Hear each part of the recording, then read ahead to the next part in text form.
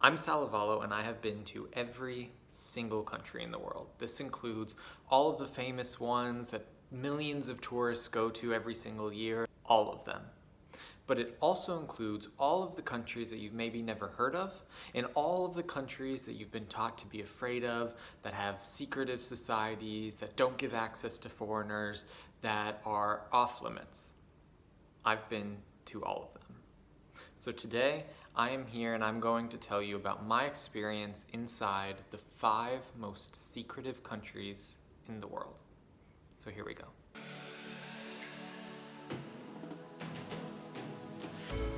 Honestly, I feel like if there was a Garden of Eden, it might have been Eritrea. I mean, it's just incredible everywhere you look. Just untouched, natural land.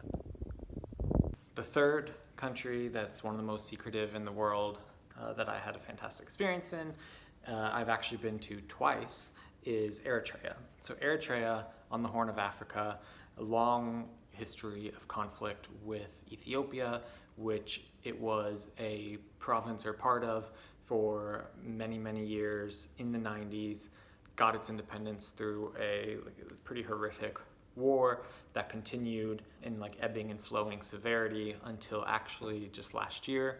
Actually, the UAE government played a big role in kind of mitigating that conflict, which we're very proud of here. I'm on the tank. There's literally the gun right there.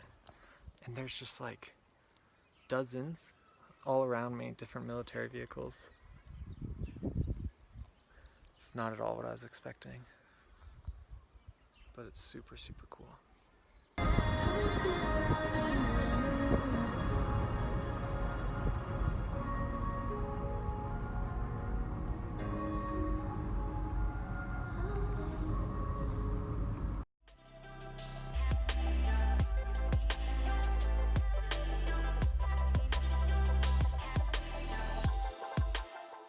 This is pretty.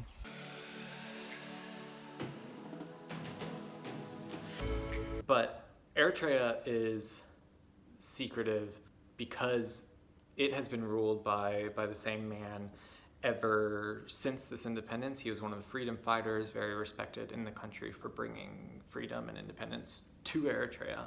However, he has kind of taken that military controlling attitude and applied it to the country. After Syria, Eritrea is the biggest source of refugees in the world, and that's mostly to escape the lifetime conscription that they have. So conscription, the mandatory military service, in many countries there's a 2-year, 3-year period. In the UAE, I think it's 18 months for men now. Israel, I think it's 3 years for men, 2 years for women. Different countries have different levels. In Eritrea, the conscription is endless. There's no amount of time, and some people are left in it their entire lives, and there isn't high pay or pay at all sometimes. And so a lot of people leave to try and escape that. And for a long time, Eritrea didn't give visas. They didn't want people to come in and see anything. I mean, for a country that had been at war for so long, the idea of opening up was a little bit frightening. Previously, when I first went in 2016, I had to get a visa through a tour guide, which was kind of funny because when I arrived, the tour guide just didn't show up at the airport. So I got the visa because of him. I never even paid or anything. I don't know what tour I was supposed to do, but he just wasn't there to pick me up. So I ended up having a completely independent trip anyway. And then the second time that I went, there was no need for a tour guide kind of set up. However, to go and travel in Eritrea, outside of Asmara, outside of the capital, you need permissions from the Ministry of Tourism. Some of these can take a couple hours to get if you want to go to the popular cities of the coast on Massawa, or the city in the plains in Karen, or places close by like Dekamhara or something. Some of the other places, just no permissions are allowed at all. I was never at any point, I did this big road trip in Eritrea last year, which I have a video about. I never got asked for any of the permits, but I had all of them. So, it's not you don't feel seen by, it's not you're being spied on or watched constantly. Another thing that makes Eritrea very secretive is that there's very little internet access. And so you have to go to like specific like internet cafes and get vouchers. It's very, very hard to like reach the outside world, or for the outside world to reach in. And so that makes like planning a trip to Eritrea very complicated and kind of mysterious.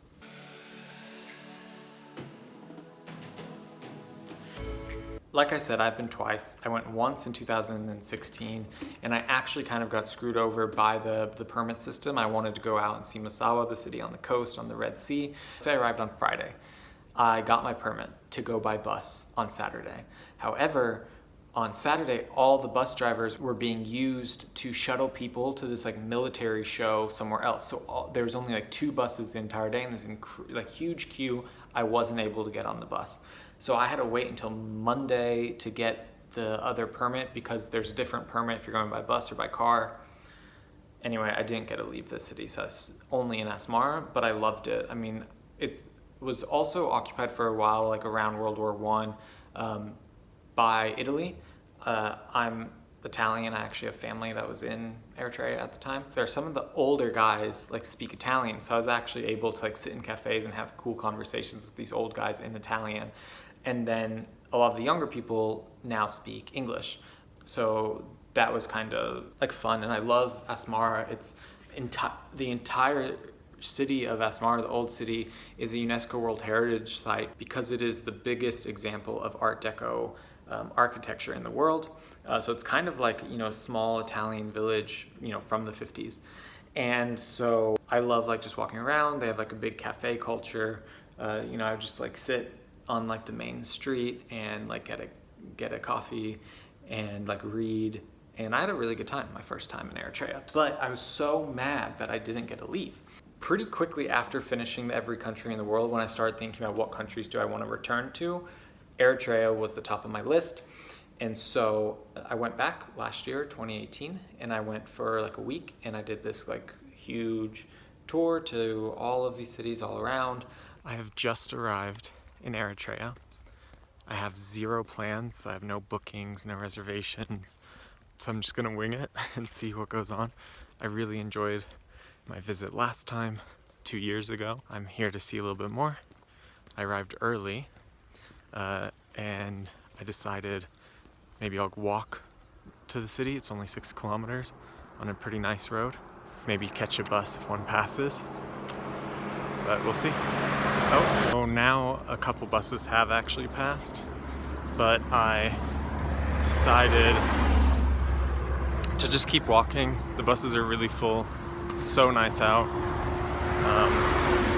So why not just like enjoy a little morning stroll, get my like little exercise in for the day, and then I'll be in the city in like 40 minutes or something.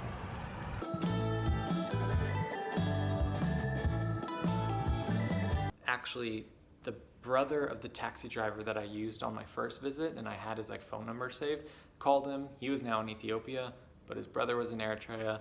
He had the taxi, so for 3 or 4 days, like we just drove all around the country. Finally on my way. We have a 3-day itinerary planned. Nahom is going to drive me the whole way. And first stop is Dekamhara, 40 kilometers south of Asmara. So we will go and check that out.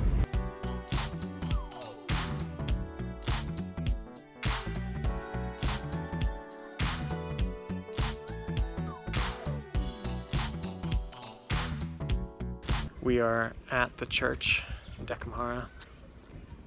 It was locked, and I asked the guard if he was actually allowed to lock God's house, so he's opening it for me. But there's a storm coming.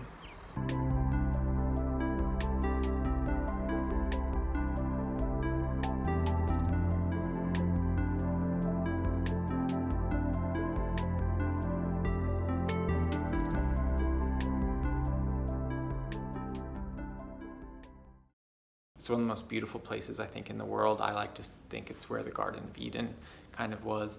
I had a great time in Eritrea. I also, the last time that I was there in Asmara, one of the first nights, I found this like restaurant that had really good local Eritrean food.